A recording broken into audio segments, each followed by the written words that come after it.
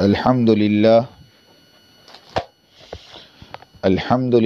وحدہ والصلاة والسلام علی من لا نبی بعدہ اما بعد فاعوذ باللہ من الشیطان الرجیم بسم اللہ الرحمن الرحیم والذین جاہدوا فینا لنہدینہم سبلنا وإن اللہ لمع المحسنین صدق اللہ مولانا العظیم۔ محترمہ دینی مار بہنوں، اللہ کا بہت بڑا احسان ہے، کرم ہے کہ اللہ پاک نے ہم سب کو اپنے دین کی نسبت پر اپنے راستے میں نکلنے کی توفیق عطا فرمائی۔ یہ اللہ کا بہت بڑا احسان ہے۔ اللہ نے بڑے عافیت کے ساتھ 2 دن پورے کروا دیے۔ آج کا ہمارا آخری دن ہے۔ اس وقت کچھ باتیں ایسی ہیں جو آپ کے سامنے کرنی ہے کہ اب یہاں سے اپنے مقام پر واپس جانے کے بعد ہمیں اپنے گھروں میں ان اعمال کا اہتمام کرنا ہے، کیونکہ دیکھو اللہ کے راستے میں نکلنا اپنی زندگیوں کو بدلنے کے لیے ہے۔ اگر زندگیوں میں تبدیلی ہے تو تبلیغ کا فائدہ ہے، اور اگر زندگیوں میں تبدیلی نہیں ہے تو حضرت مولانا عمر صاحب رحمۃ اللہ علیہ فرمایا کرتے تھے کہ ہم تبلیغ میں لگ گئے مگر تبلیغ اب تک ہم کو نہیں لگی۔ اس کے لیے پہلے تو ہم اپنی نیتیں بنائیں کہ انشاءاللہ ہمیں اپنی زندگیوں کو بدلنا ہے۔ ابھی تک جو زندگی گزر رہی تھی، منمانی والی، جی چاہی والی، خواہشات والی، اپنے نفس کے چونچلوں کو پورا کرنے والی، اب اللہ کے راستے میں نکلی ہو، ایک صحیح زندگی آپ کے سامنے ہے، ایک صحیح زندگی آپ کے سامنے آئی ہے۔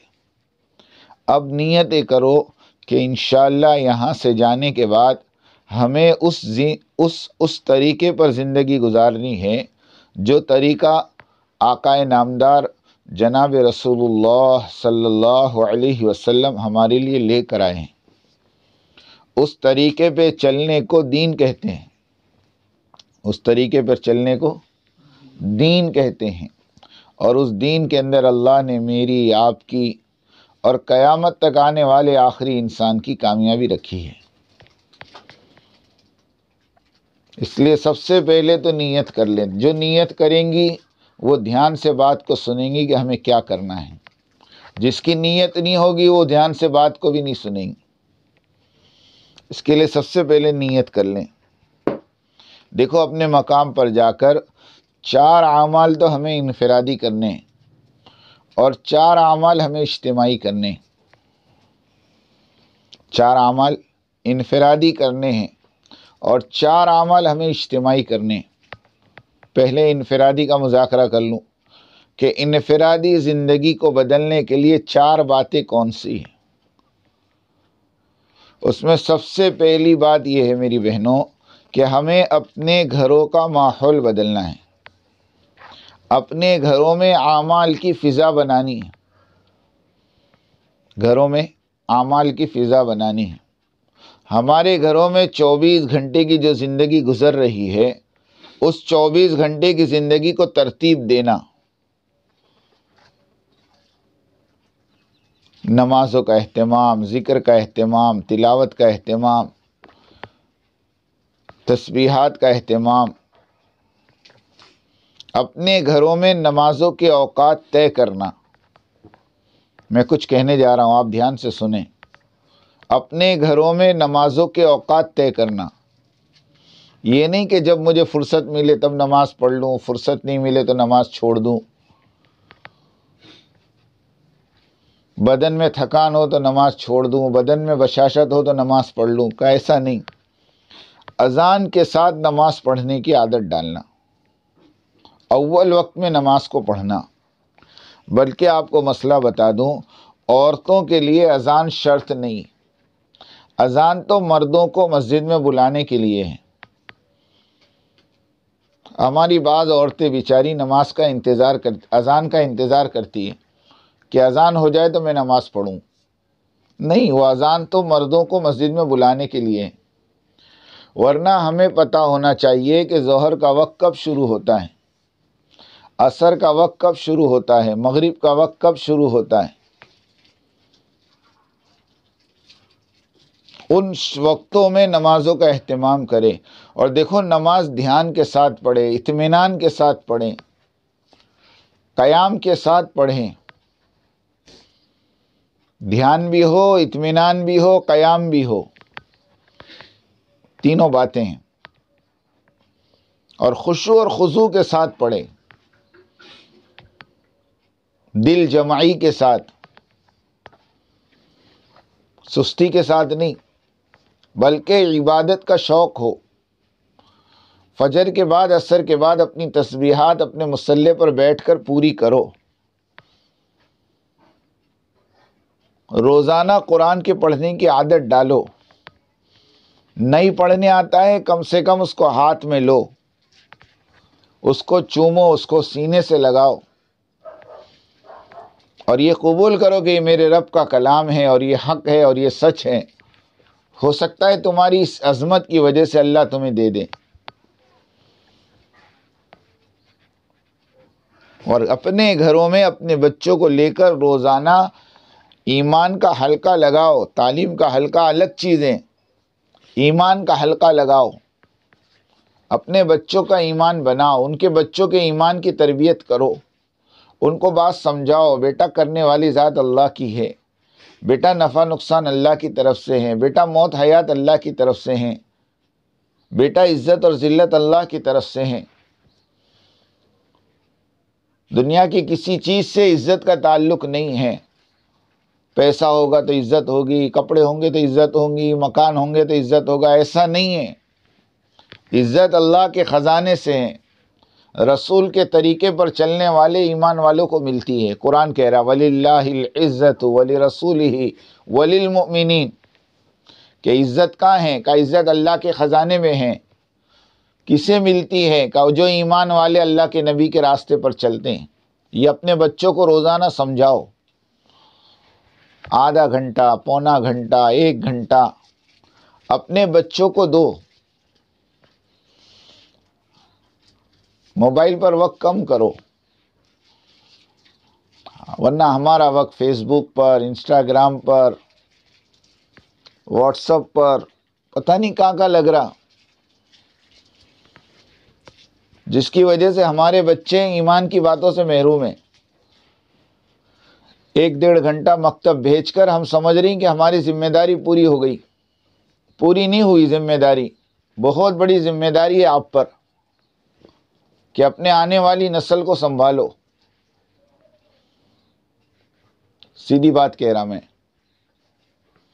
کہ بچوں کی تربیت کا مدار ان کی ماؤں پر ہے، باپ پر نہیں ہے. باپ تو دن بھر کمانے کے لیے باہر نکل جاتے ہیں. تم گھروں میں رہتی ہو، تمہاری ذمہ داری ہے کہ اپنے بچوں کے ذہنوں کو ڈائیورٹ کرو اللہ کے دین کی طرف.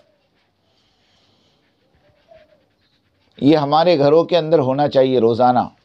میں یہ بتا رہا آپ کو، نمازوں کے وقت پہ نماز پڑھو، فجر عصر کے بعد تسبیح پوری کرو، سونے سے پہلے اپنے قرآن کو پڑھ کر سو، اور آدھا پونا 1 گھنٹہ روزانہ اپنے بچوں کو لے کر ایمان کے حلقے لگاؤ. ہاں، بچے بڑے معصوم ہوتے ہیں، ان کو جو سمجھاؤ گی وہ سمجھیں گے. یہ ایک کام ہمیں کرنا ہے. اور دوسرا کام، اپنی ذات سے خود کو پردے میں رکھنا. یہ اللہ کا حکم ہے میری بہنوں. دنیا میں جو چیز قیمتی ہے اس چیز کو چھپایا جاتا ہے، جو چیز قیمتی نہیں ہے اس کو راستے پہ چھوڑا جاتا ہے. یہ قانون ہے، قاعدہ ہے، ضابطہ ہے.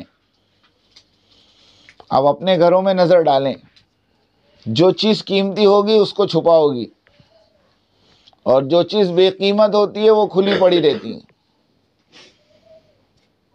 ہاں، اس کو چھپانے کا اہتمام نہیں کرتے. دیکھو 100-150 روپے کی چپل گھر کے باہر پڑی رہتی ہے، اور 2-5 ہزار کے شوز آدمی اٹھا کر اپنے گھر کے اندر رکھتا ہے، حفاظت کرتا ہے، رات کو باہر نہیں چھوڑتا وہ، کیوں کہ وہ قیمتی ہے۔ ایسے میری بہن اللہ پاک نے مسلمان عورت کو قیمتی بنایا، اس لیے اس کو چھپانے کا حکم دیا کہ سر کے بال سے لے کر پیر کے ناخن تک، سوائے چہرہ، 2 ہاتھ اور 2 پیر کے باقی تمام ستر ہے، اور اس کو ڈھانکنا فرض ہے، اس کو ڈھانکنا فرض ہے، صرف چہرہ، 2 ہاتھ 2 پیر چھوڑ کر، یہ ستر میں داخل نہیں۔ اس کے علاوہ سارے بدن کا چھپانا فرض ہے، اور جب بھی اپنے گھر سے باہر نکلو اپنے آپ کو چادر میں لپیٹ کر نکلو۔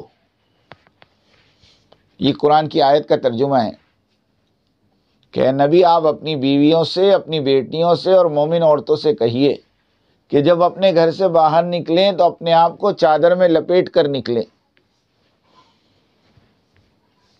اس کے بدل میں آج کے زمانے میں برقع ہے کہ اپنے آپ کو ایسا لپیٹ کر نکلیں کہ کوئی اجنبی ہمیں نہیں پہچان سکے کون ہے۔ ہاں، برقع اس کو کہتے ہیں کہ برقع پہن کر کوئی عورت اپنے گھر سے باہر نکلے تو اجنبی آدمی نہیں پہچان سکے کہ اس میں کون ہے، جوان ہے، بوڑھی ہے، ادھیڑ عمر کی ہے، اس کا اہتمام ہو۔ ورنہ یہ فیشن کے برقعے یہ تو بے حیائی کے اڈے ہیں، بے حیائی کا سامان ہے۔ ہاں، کیا اللہ معاف کریں، جو پردہ تھا وہ فیشن کا شکار ہو گیا، ہزاروں کے نہیں اب لاکھوں کے برقعے آ رہے ہیں، اور سوائے وہ نمائش کے اور فحاشی کے کچھ نہیں، یہ مقصد نہیں ہے ہمارا۔ ہاں، ہمارا برقع تو ڈھیلا ڈھالا ہو جس سے بدن کی حیت نظر نہ آوے، اور اتنا موٹا ہو کہ بدن نظر نہ آوے، اور ایسے رنگ کا نہ ہو جس کو دیکھ کر اچانک کسی کی نظر پڑے۔ 3 باتیں لکھ کر رکھیں، یہ 3 باتیں لباس کی ہیں کہ ہمارا لباس اتنا ڈھیلا ڈھالا ہو کہ ہمارے بدن کی حیت نظر نہ آوے، اور اتنا موٹا ہو کہ اندر کا لباس نظر نہ آوے،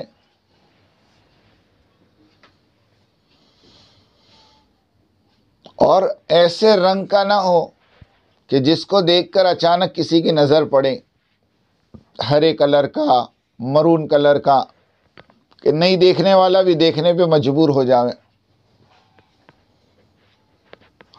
بلکہ پورے شرائط کے ساتھ ہو۔ اور ہمیں معلوم ہونا چاہیے کہ پردہ صرف چہرے کو چھپا لینے کا نام نہیں ہے، بلکہ پردہ ہر اس غیر محرم مرد سے اپنی ذات کو چھپانا ہے جو ہمارے لیے نامحرم ہے۔ محرم کون ہے، نامحرم کون ہے، اس کی تحقیق کر لیں، کیونکہ دنیا میں 2 رشتے ہمارے، ایک رشتہ محرم کا ہے، ایک رشتہ غیر محرم کا ہے۔ محرم اس کو کہتے ہیں جن سے زندگی کے کسی موڑ پر بھی ہمارا نکاح نہیں ہو سکتا، ان کو محرم کہتے ہیں۔ بھائی ہے، بیٹا ہے، باپ ہے، دادا ہے، نانا ہے، پوتا ہے، نواسا ہے، ماموں ہے، چاچا ہے، بھانجا ہے، بھتیجا ہے، داماد ہے، سسر ہے، اللاتی بھائی ہے، اخیافی بھائی ہے، رضائی بھائی ہے۔ یہ وہ رشتے ہیں جن سے کہیں پر بھی نکاح کی کوئی گنجائش نہیں، یہ سارے کے سارے محرم ہیں۔ ضرورت کے وقت آپ ان سے بات بھی کر سکتی ہیں، ضرورت کے وقت ان کے سامنے اپنا چہرہ بھی کھول سکتی ہیں، اور ضرورت کے وقت ان کے ساتھ بیٹھا بھی جا سکتا ہے۔ یہ بات یاد رکھیں۔ ان کے علاوہ جتنے رشتے ہیں وہ سارے کے سارے نامحرم ہیں۔ مثال کے طور پر ہمارا دیور ہمارے لیے نامحرم ہے، ہمارا جیٹھ ہمارے لیے نامحرم ہے، ہمارے چچا کا لڑکا، پھوپھی کا لڑکا، خالہ کا لڑکا، ماموں کا لڑکا،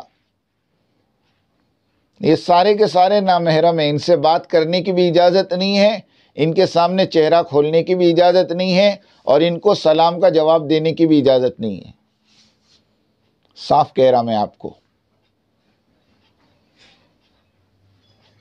یہ شریعت ہے، میرا قاعدہ اور قانون نہیں ہے، شریعت کا قانون ہے کہ اپنے آپ کو ان سے بچاؤ۔ یہ دنیا میں جتنا فساد ہے میری بہنوں، اس کی جڑ یہیں سے شروع ہوئی ہے کہ اختلاط بڑی خطرناک چیز ہے۔ عورتیں یوں کہتی ہیں کہ اجی ہمارا دل صاف ہے، ہمارا دل صاف ہے، لیکن ایک بہت ادب کے ساتھ آپ کو میں بات بتاؤں، بہت ادب کے ساتھ، کہ امی عائشہ رضی اللہ تعالیٰ نے بیٹھی ہوئی ہیں اللہ کے نبی کے ساتھ، اور عبداللہ ابن مکتوم رضی اللہ تعالیٰ نے تشریف لائے۔ عبداللہ ابن مکتوم آنکھوں سے نابینا ہیں، انہیں نظر نہیں آتا ہے، لیکن اللہ کے نبی امی عائشہ رضی اللہ تعالیٰ سے کہہ رہے ہیں عائشہ پردہ کرو، عبداللہ ابن مکتوم آئے ہیں۔ حضرت عائشہ رضی اللہ تعالیٰ نے کہنے لگی اے اللہ کے نبی وہ تو اندھے ہیں، آنکھوں سے نابینا ہیں۔ تو اللہ کے نبی نے فرمایا وہ نابینا ہے، عائشہ تم تو نابینا نہیں ہو۔ اب بتاؤ کیا امی عائشہ کا دل صاف نہیں تھا کہ جس عورت کی پاکی کی گواہی قرآن دیتا ہو، جس عورت کی پاکی کی گواہی قرآن دیتا ہو، یہ قرآن نے پورا رکوع امی عائشہ کی شان میں اتارا ہے، ان الذین جاؤوا بالافک عصبۃ منکم لا تحسبوہ شرا لکم بل هو خیر لکم، یہ پورا رکوع کا ترجمہ آپ پڑھیں، یہ حضرت عائشہ رضی اللہ تعالیٰ عنہ کی بارات میں ہے۔ وہ دنیا کی سب سے پاک عورت تھی، دنیا کی سب سے پاک عورت اگر کوئی ہے تو امی عائشہ ہے رضی اللہ عنہا، لیکن امی عائشہ سے اللہ کے نبی کہہ رہے عائشہ پردہ کرو۔ تو یہ جو ہمارے بہانے ہیں نا، ہمارا تو دل صاف ہے، ہمارے تو بھائی ہیں، اور یہ تو میرے بھائی جیسا ہے، یاد رکھو شریعت سے آگے کچھ نہیں۔ اللہ کے واسطے سارے بہانے بازی بند کرو اور شریعت پر آؤ، اللہ کے حکم کو مانو۔ اور ایک بات اور کہتا چلوں کہ جس طرح مردوں کا کسی غیر عورت کو دیکھنا حرام ہے، اسی طرح عورتوں کا کسی غیر مرد کو دیکھنا بھی حرام ہے، چاہے بازار میں ہو چاہے موبائل میں ہو۔ حرمت دونوں جگہ پر ہیں، حرمت دونوں جگہ پر ہیں۔ گھروں میں مہمان آوے تو پیچھے کی درازوں سے نہ جھانکا کرو کون آیا ہے کون ہے، یہ بڑی عجیب عادت ہے ہماری عورتوں کی۔ نہیں، تمہارا دیکھنا حرام ہے، اس کو آنکھوں کا گناہ شمار کیا ہے، اس نے آپ کو بچاؤ۔ تو ایک تو گھروں میں 24 گھنٹے کے اعمال قائم کرو، اور دوسرا اپنی ذات کو پردے کے ساتھ زندگی گزارو۔ اور تیسری چیز میری بہنوں صلہ رحمی ہے۔ دیکھو سب باتیں لکھ لو، یہ تیسری بات جو میں کہنے جا رہا ہوں بڑی اہم ہے کہ صلہ رحمی کا معاملہ ہو ہمارے گھروں میں، رشتہ داریوں کو جوڑو، توڑو مت۔ چھوٹی چھوٹی باتوں پر ہم رشتے توڑ کے بیٹھ جاتی ہیں، ہماری زبان میں کہتے ہیں منہ پھلا کر بیٹھ جاتی ہیں، ذرا سی بات میں۔ دیورانی جیٹھانی کی نہیں بنتی، بھابھی ننن کی نہیں بنتی، ساس بہو کی نہیں بنتی، یہ اچھی بات نہیں۔ حدیث میں آتا ہے جو رشتوں کو توڑتا ہے اللہ ان کی زندگیوں سے برکت کو چھین لیتے ہیں۔ ہاں، جو رشتوں کو توڑتے ہیں نا، اللہ کی ان پر لعنت ہے۔ اس لیے اللہ کے واسطے چھوٹی چھوٹی باتوں پر بھائیوں سے بات چیت بند، چھوٹی چھوٹی باتوں پر بھابھیوں سے بات چیت بند، بلکہ ہم تو جڑنے والی بنے اور جوڑنے والی بنے۔ ہر ایک کے ساتھ ہمارا معاملہ اچھا ہو. اگر میں ساس ہوں تو میں اپنی بہو کو اپنی بیٹی سمجھوں، اور اگر میں بہو ہوں تو اپنی ساس کو اپنی ماں سمجھوں. سارے مسئلے حل ہو جائیں گے، سارے مسئلے حل ہو جائیں گے. آج مسئلہ یہ ہے، آج مسئلہ یہ ہے کہ دیندار سے دیندار عورت ہے، ہاتھ سے قرآن نہیں چھوٹتا، مصلے سے نہیں اٹھتی، لیکن پتہ نہیں فطرت ایسی بنی ہوئی ہے کہ بہو کو دیکھتے ہی بدن میں خون کھولنے لگتا ہے، بدن میں خون کھولنے لگتا ہے. سوچنے کی بات ہے. جب تک بہو کی تذلیل نہیں کر دے ان کو چین نہیں پڑتا، جب تک اس کے گھر والوں کو برا بھلا نہ کہہ دیں ان کو چین نہیں پڑتا. ایسا نہ کرو، ایسا نہ کرو. بلکہ میں تو تمام دنیا کی ساسوں کو کہتا ہوں کہ جس طرح تم یہ چاہتی ہو کہ تمہاری بچیاں اپنے گھروں میں خوش رہیں تو کسی کی بچی کو اپنے گھر میں بھی خوش رہنے دو. صاف کہہ رہا میں. ہمارے قاری احمد علی صاحب کہہ رہے تھے بہت سی عورتیں ہمارے پاس آتی ہیں کہ حضرت کوئی تعویذ دے دو میرا داماد میری بچی کو خوش رکھے. آج تک کوئی عورت نہیں آئی جس نے اس بات کا تعویذ مانگا ہو کہ حضرت ایسا تعویذ بنا دو کہ میرا بچہ میری بہو کو خوش رکھے. سچی بتانا ہے کوئی ایسی؟ اس کے لیے اس کو خاص دھیان میں رکھو. اور جتنی بہو ہے میں ان تمام سے کہتا ہوں کہ تم یہ تو چاہتی ہو کہ میری بھابھی میری امی کو خوش رکھیں، تو تم جس گھر میں رہ رہی ہو اس گھر میں تمہاری ماں کی جگہ تمہاری ساس ہے. اس کا ادب کرو، اس کی ضروریات کا خیال کرو، تھوڑا سا برداشت کر لو. دیکھو برداشت کرو گی نبھ جاؤ گی، نبھا لو گی. اپنی زبان کو بند رکھو اور تھوڑا سا صبر کر لو. ہماری بچیاں کہتی ہیں کب تک صبر کریں، ہم کہتے ہیں قبر تک کریں. کب تک کریں؟ قبر تک. ہمارا صبر قبر تک ہے، ہمارا صبر قبر تک ہے. خاموش ہو جائیں. بولنے والا بول بول کے تھک جائے گا. آپ کچھ نہ بولو، اپنے ہونٹوں کو سی لو. دیکھو گھر کے سارے مسئلے حل ہو جائیں گے، گھر کے سارے. اصل مسئلہ یہ ہے کہ ہم سے برداشت ہوتا نہیں. تو ایک سناوے تو میں 10 سناؤں، میں بھی بڑے باپ کی اولاد ہوں. تب مسئلہ یہاں بگڑتا ہے. اس لیے اللہ کے واسطے ایک دوسرے کے حق کو پہچانو. اللہ کے نبی سے پوچھا مردوں پر سب سے زیادہ حق کس کا ہے؟ فرمایا ان کی ماں کا. اور کہا عورتوں پر سب سے زیادہ حق کس کا ہے؟ فرمایا ان کے شوہر کا. کہ جس عورت سے اس کا شوہر ناراض ہو کہتے اس کی عبادت آسمان تک نہیں جاتی. اپنے شوہر کے حق کو پہچانو. اللہ کے نبی نے فرمایا اللہ کے علاوہ میں کسی کو سجدے کا حکم دیتا تو میں عورتوں کو کہتا اپنے شوہر کو سجدہ کرو. یہ حق ہے، مذاق نہیں ہے. کل قیامت کے دن اس کا حساب دینا پڑے گا. آج کی عورتیں اس کو فن سمجھتی ہیں کہ ہم اپنے مردوں کو اپنی انگلیوں پہ نچاتی ہیں. یہ اسلام کے خلاف ہے. الرجال قوامون علی النساء قرآن کے خلاف ہے. اس لیے ایسا نہ کرو، بلکہ محبت کے ساتھ رہنا سیکھو.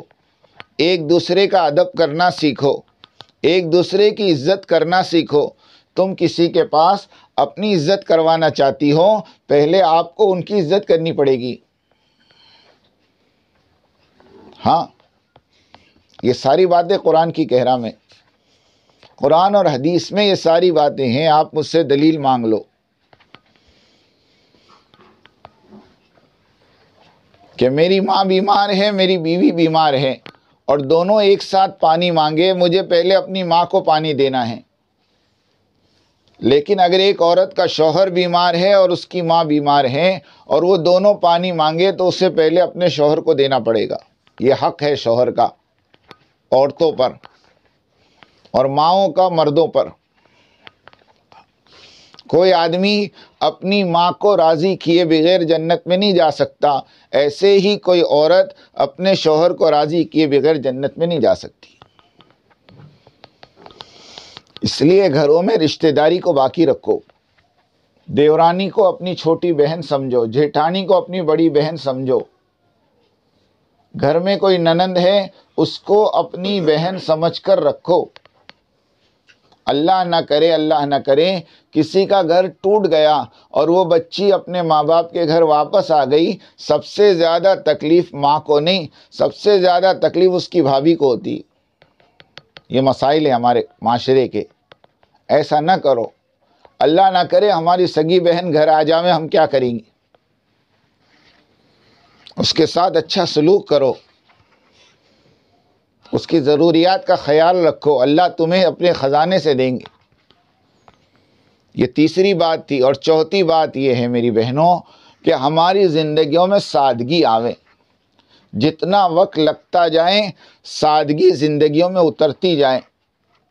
ہمارے کھانے پینے میں سادگی، ہمارے کھانے پینے میں سادگی، ہمارے مکانات میں سادگی، ہمارے کپڑوں میں سادگی، ہمارے سواریوں میں سادگی اور ہماری شادی بیاہ میں سادگی۔ 5 چیزیں ہیں، 5 جس کو سادہ کرنا ہے۔ کھانے پینے میں سادگی لاؤ۔ اللہ کے نبی کے دسترخوان پر کبھی 2 سالن جمع نہیں ہوئے۔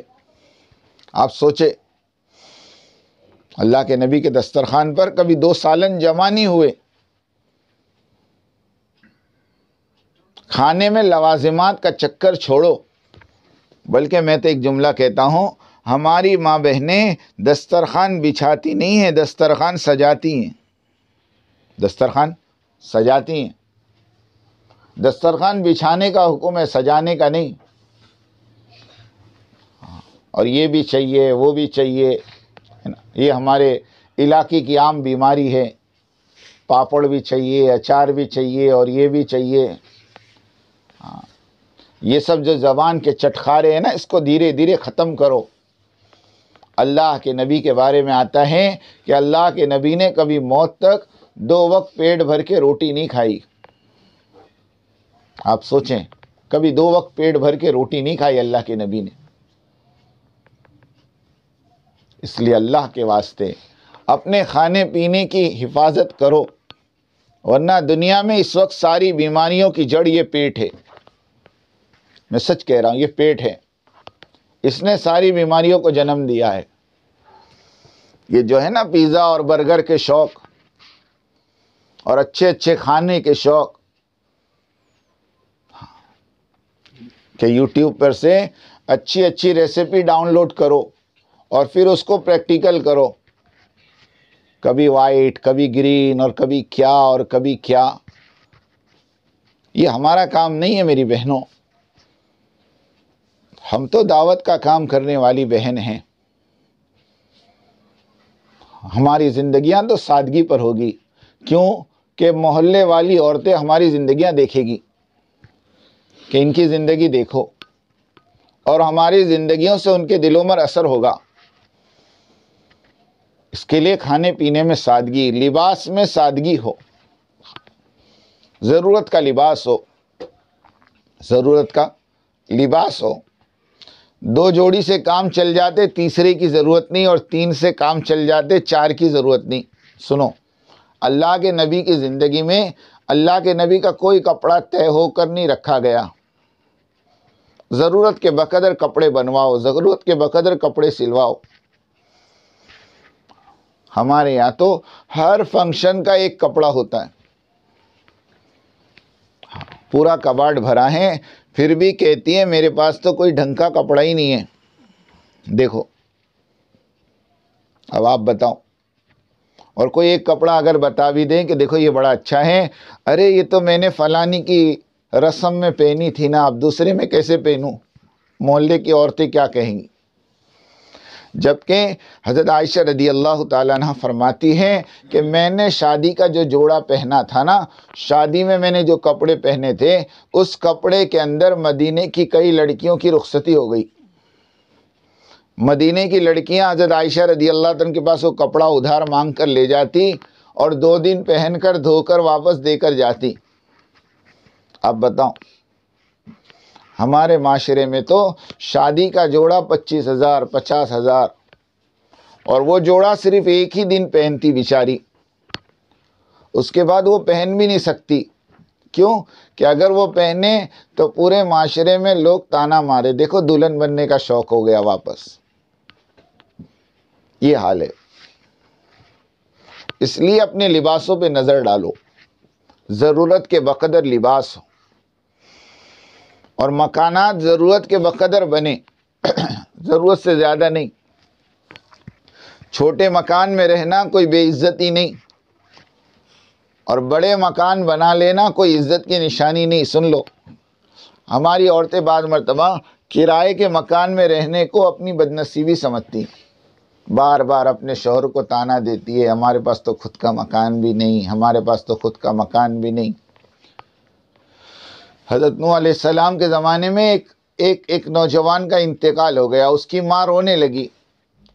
حضرت نوح علیہ السلام ان کو سمجھانے گئے تو اس عورت نے کہا میرا 300 سال کا جوان بچہ مر گیا۔ کتنے سال کا؟ 300 سال کا۔ تو حضرت نوح علیہ السلام کہنے لگے ارے اللہ کی بندی، قیامت کے قریب ایک امت آنے والی ہے جس کی عمر 60-70 ہوگی۔ تو وہ عورت چپ ہو گئی اور وہ عورت پوچھنے لگی کیا کہا، کتنے سال کا؟ 60-70 سال کی ان کی زندگی ہوگی۔ تو کہا کہ نوح علیہ السلام سے کہ وہ لوگ مکان بنائیں گے، کہاں بڑے بڑے مکان بنائیں گے۔ تو وہ عورت کہنے لگی اے نوح، اگر مجھے اللہ اس زمانے میں بھیجتا تو میں ایک درخت کے نیچے عبادت کرتے کرتے وہ 60-70 سال گزار دیتی۔ بتاؤ، یہ دنیا کی زندگی میں مکان بنانا چلو ضرورت کے درجے میں بنا لو، باقی اصل تو میری بہن میری آپ کے رہنے کی جگہ جنت ہے، وہاں کا مکان کی فکر کرنی۔ اس کے لیے اپنے مکانات میں ضرورت سے زیادہ استعمال مت کرو۔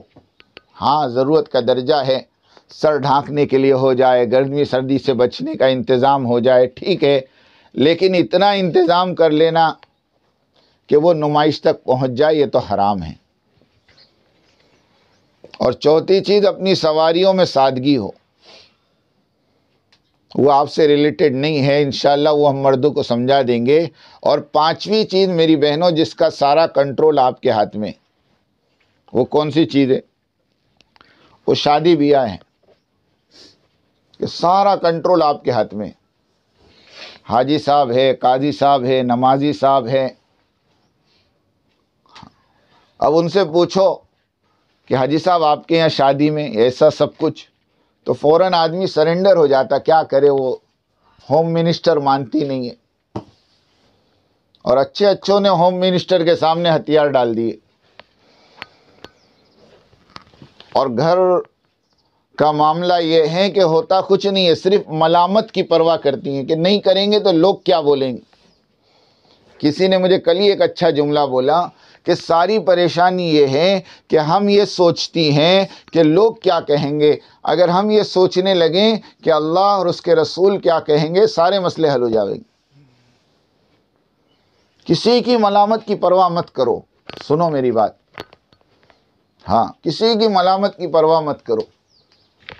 ایک شادی کے موقع پر میں نے پوچھا، میں کہا حاجی صاحب آپ کے یہاں اتنی بڑی شادی، وہ کہنے لگے کیا کرے مول صاحب، لوگوں کے یہاں جا کر ہاتھ دھوئے ہیں تو اب اپنے یہاں ہاتھ دھلانے بلانا تو پڑے گا۔ یہ ہے مسئلہ۔ اس کے لیے اللہ کے واسطے اپنی شادی بیاہ میں سادگی لاؤ، جو رسم و رواج ہے اس کو ختم کرو۔ بہت سارے رسم و رواج غیروں کے ہمارے معاشرے میں آ چکے ہیں، اس کو ہمیں ختم کرنا ہے۔